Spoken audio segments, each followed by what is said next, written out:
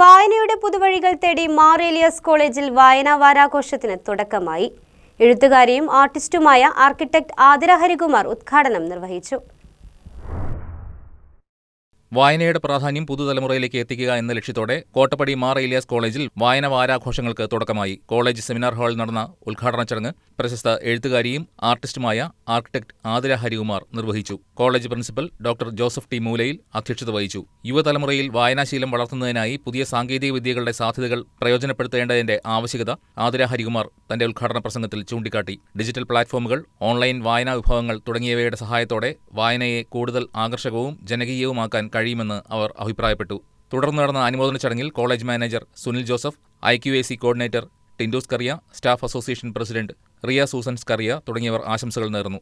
വായന വാരാഘോഷങ്ങളുടെ ഭാഗമായി വിദ്യാർത്ഥികൾക്കായി വിവിധ സാഹിത്യ പരിപാടികൾ സംഘടിപ്പിക്കുന്നുണ്ട്.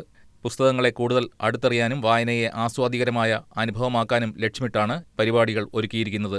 മുഖ്യാതിഥിക്കുള്ള ആദരസൂചകമായി കോളേജ് മാനേജറും പ്രിൻസിപ്പലും ചേർന്ന് ഉപഹാരം സമർപ്പിച്ചു. Library advisory committee convenor Jincy P Mathews, college librarian Binnila Mathew K, literary forum convenor Sumi S തുടങ്ങിയവർ പങ്കെടുത്തു. റീഡിംഗ് ക്ലബ് കോർഡിനേറ്ററും 3ാം വർഷ BSW വിദ്യാർത്ഥിയുമായ ബെഞ്ചമിൻ ജോൺ ജോൺസൺ സ്വാഗതവും, റീഡിംഗ് ക്ലബ് ജോയിന്റ് കോർഡിനേറ്ററും 2ാം വർഷ BBA വിദ്യാർത്ഥിനിയുമായ കുമാരി അഭിനവ S ബിനുമോൻ നന്ദിയും രേഖപ്പെടുത്തി. News desk KCV news.